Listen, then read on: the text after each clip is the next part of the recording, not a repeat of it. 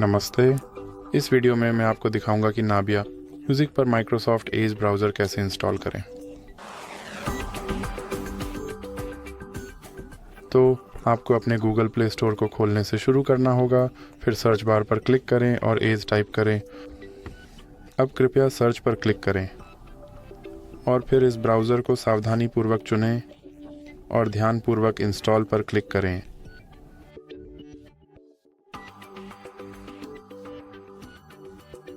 अब आप ओपन पर क्लिक कर सकते हैं और यहाँ आप इस ब्राउज़र को डिफ़ॉल्ट ब्राउज़र के रूप में सेट कर सकते हैं या आप अभी नहीं पर क्लिक कर सकते हैं।